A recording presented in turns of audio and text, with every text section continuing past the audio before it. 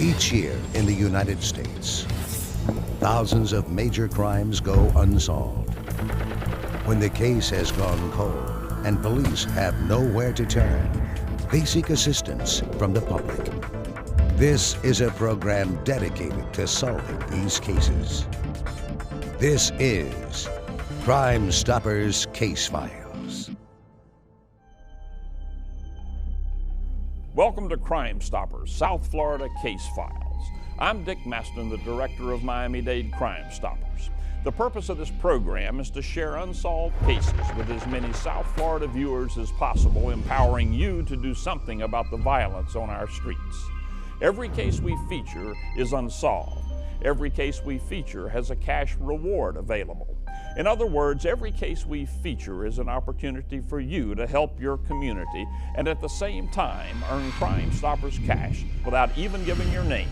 Now let's get started.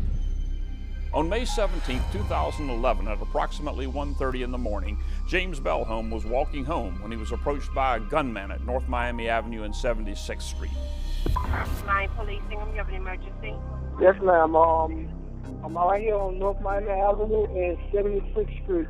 I got a male on the ground right now bleeding out his neck, and he's not breathing at all. You know what happened to him? So I was just getting off of work, and I seen him laid on the ground, and I just turned around and see if I could help out, but he's not even breathing or nothing. Okay, we got police and rescue on the way. During the early morning hours of May 17th, 2011, it was approximately 1:45 in the morning. My victim, James Lee Belhomme, aka Snoop, was walking home from the store at Miami Avenue and 79th Street. On his way home, he was walking southbound on Northeast Miami Court from 78th Street going south. At some point, an unknown individual approached him, and that's where the altercation ensued. And he was shot several times by a possible small caliber weapon. From our investigation, during the initial confrontation, the victim was chased with the offender not too far behind, approximately 10 feet behind him, shooting. My victim ran towards Miami Avenue, where he collapsed in the middle of the street, northbound lanes of Miami Avenue and 76th Street.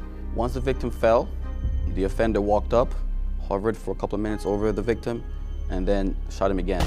And this happened as cars were going north and southbound on Miami Avenue. The gunman, after he committed this homicide, he fled back east on 76th Street toward Northeast Miami Avenue. James Lee Belhomme was pronounced on the scene. James Belhomme lived in Miami. He lived a few blocks south of Miami Avenue and 79th Street. His typical day was to hang out at the Victory gas station or the Exxon gas station. According to his friends, he didn't really bother anybody. During the investigation of this case, we knew he was involved in an altercation with another male at the Exxon gas station across the street from the Victory gas station. Unknown if that's the same individual that committed this homicide, but that's something we're also investigating and looking into. The suspect in this case we're looking for would be a black male, about 5'6" to 5'7", wearing all black that night. It would be approximately 140 to 150 pounds. And he would have been seen leaving the scene from North Miami Avenue and 76th Street east on 76 towards Northeast Miami Court in a very hastily fashion. Anyone with information regarding the homicide of James Lee Belhomme is urged to contact the Miami Homicide Unit, Detective Douglas at 305-603-6350 or Crime Stoppers, and remain completely anonymous. Police have little to go on in James's murder. They believe the suspect was a black male.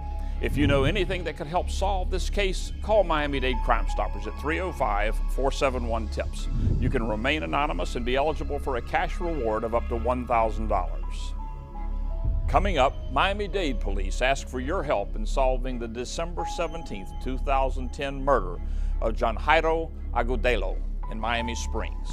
When we return on Crime Stoppers Case Files.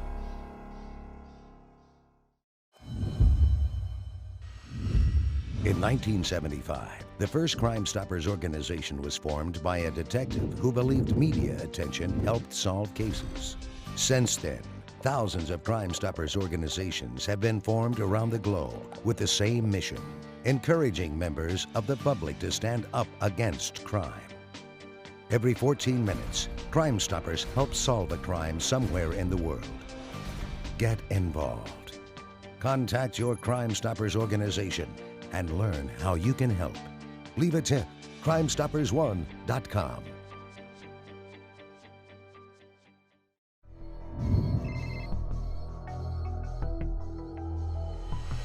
On December 17, 2010, at approximately 6 a.m., 48-year-old Miami Springs resident John Agudelo woke up and prepared to leave for work.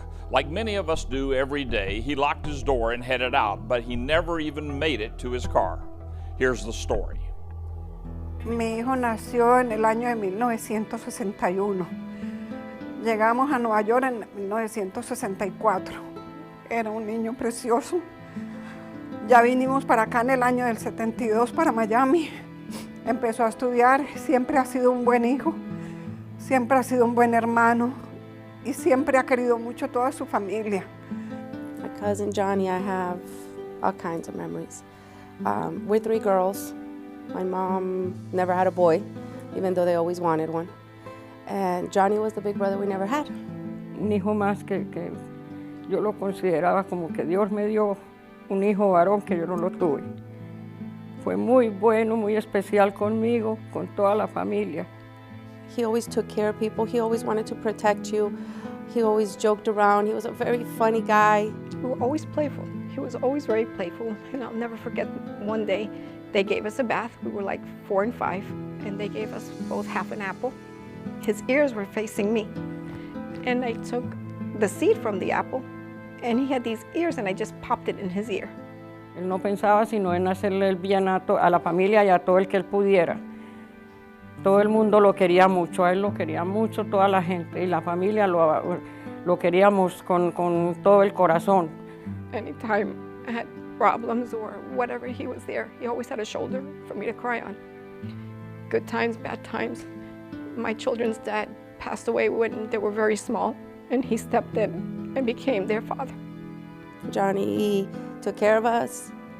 When my father was unfortunately killed as well, when I was very young, we lived in Colombia, and Johnny was the one that flew here with my older sister because we needed to move back. My mom couldn't come right away. Porque él no le hacía daño a nadie. Jamás en la vida, al contrario, él estaba en Alcohólicos Anónimos y siempre lo buscaban para apadrinar la gente.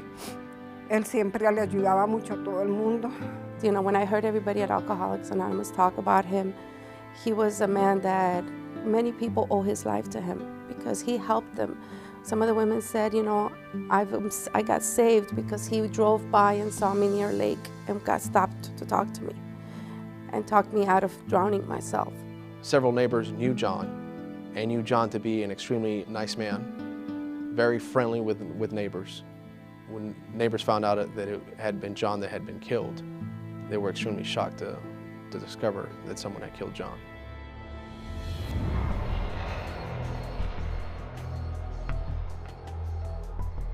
On Friday, December 17th, 2010, we were notified at the homicide office by officers of the Miami Springs Police Department that they were dispatched to 57 Esplanade Drive in regards to a male that was found apparently with gunshot wounds to his body.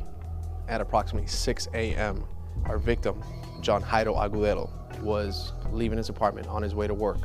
The apartment complex itself is 3 buildings, 2 one-story buildings and 1 two-story building.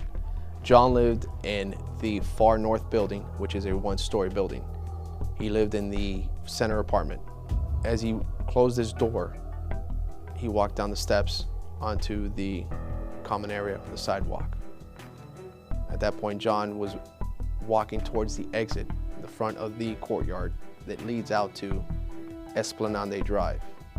It was at that time when he was approached in the dark by an unknown subject and shot several times. John was gunned down inside of that courtyard, where he was later pronounced deceased. The fact that this occurred just prior to 6 a.m. at that time of day, it was still dark out.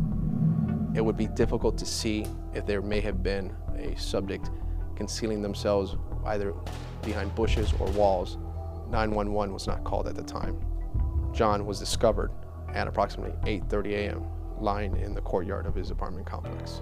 My aunt called me. She called me from Miami. She said, your brother got hurt. She wasn't able to tell me your brother's murdered. She didn't want to because I lived 2.5 hours away. Estaba sentada escuchando las noticias cuando alcanzó a oír el nombre de él y la forma en que había muerto, mostraron el carro de él y todo, y yo no podía creer tampoco. Yo llamé a mi hija y le dije, mataron a John Jairo, lo mataron. And I said, Mommy, what are you talking about? She's like, they killed Johnny. I heard it in the news. They said John Agudelo. And I'm like, Mommy, there's lots of John Agudelos. Maybe it's not him. Calm down. A lo mejor es otro. Y le dije, no, mi hija, es él, es él. Y yo estaba sola, yo creí que me iba a dar algo a mí. Porque para mí eso fue espantoso, como si me hubieran dado una puñalada. Y yo no he podido tampoco aceptar la muerte de él.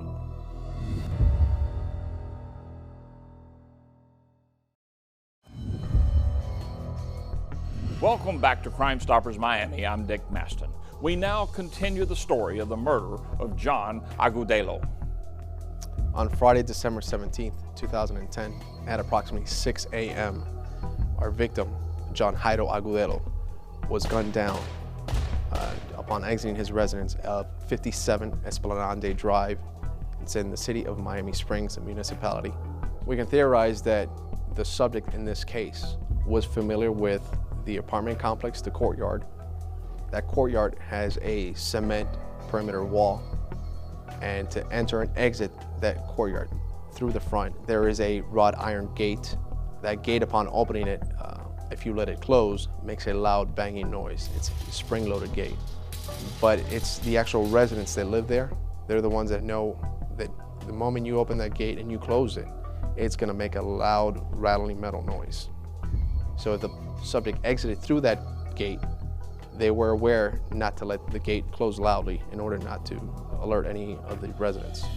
And none of them heard that noise or that rattling metal noise after the gunshots.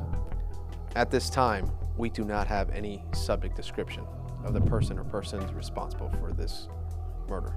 Como madre le pediría que por favor que se le mueva el corazón, que se haga justicia. Eso no me va a devolver a mi hijo, pero sí necesito que se haga justicia. Mira, si él iba para su trabajo a las 6 de la mañana y matarlo tan cruelmente por la espalda. No, eso, él no se merecía eso, nadie, porque nadie tiene derecho a quitarle la vida a uno. Solamente Dios nada más es el que tiene derecho, nadie. We're asking the public for help. Any witnesses to this crime can call me directly at my office and ask for Detective Javier Pineda. And my number is 305-471-2400. If you'd like to remain anonymous, you can call Crime Stoppers and could be eligible for a cash reward. I plead, but if anybody saw anything, don't be nervous. This is anonymous. Please call Miami-Dade Crime Stoppers. My brother deserves justice.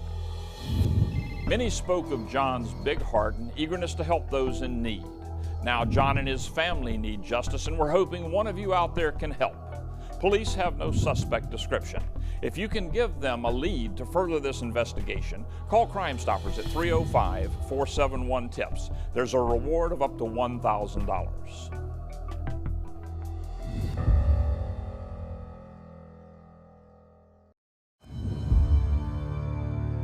Welcome back to Crime Stoppers South Florida Case Files. I'm Dick Maston.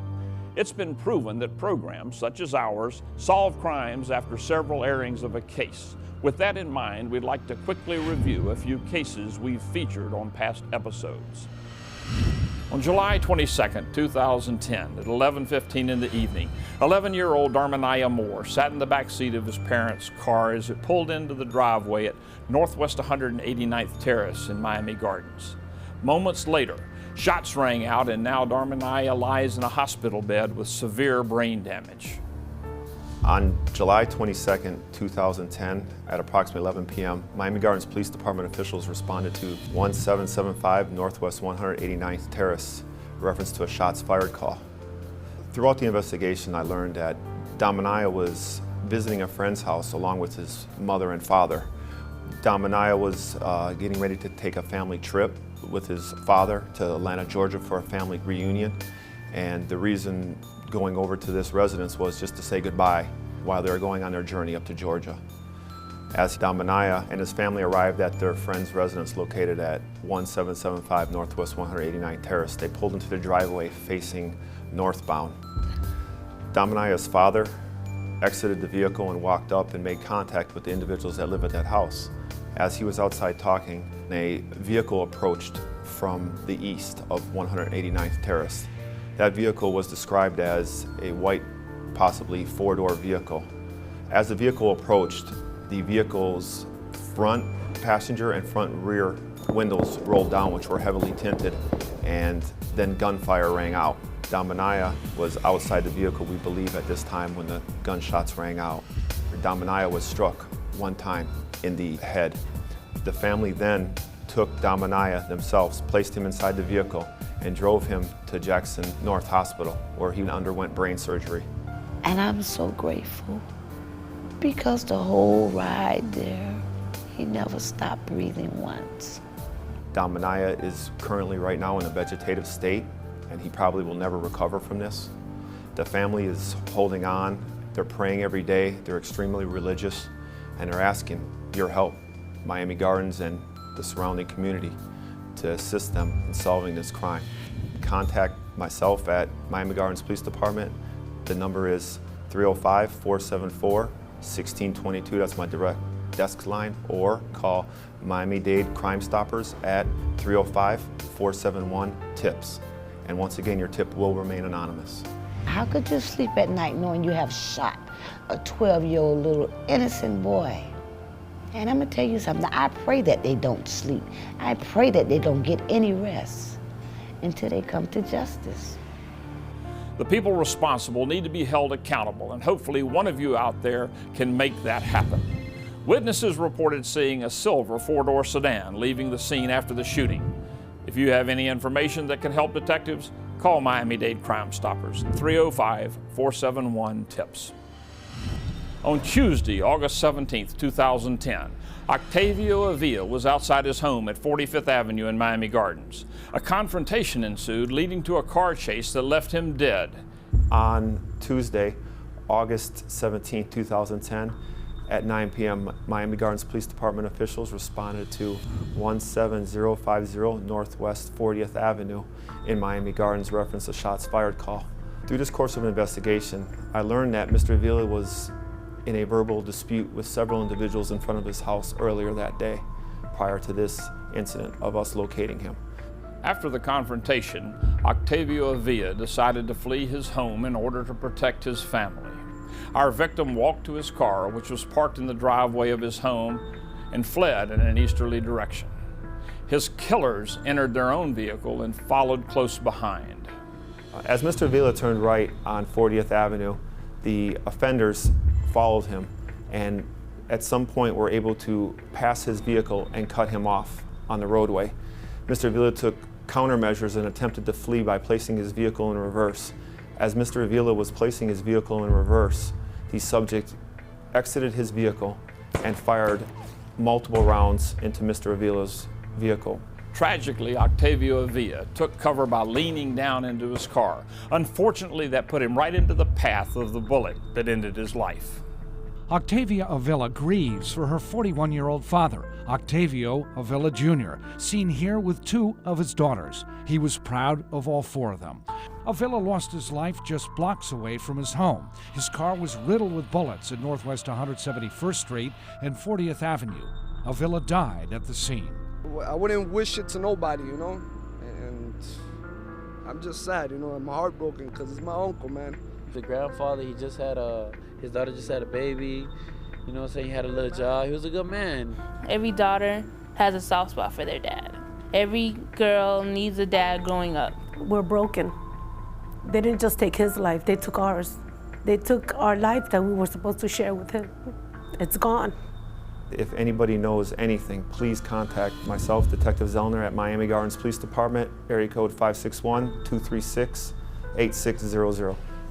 Now, if you have information on any of these unsolved cases, call Crime Stoppers at 305-471-TIPS. Crime Stoppers of Miami-Dade has one goal: to make the streets safer for law-abiding citizens by solving cases and capturing criminals. To learn more about your local Crime Stoppers, become a fan on Facebook or log on to crimestoppersmiami.com. Now, I'm Dick Maston. Be sure to join us next week for another episode of Crime Stoppers Case Files.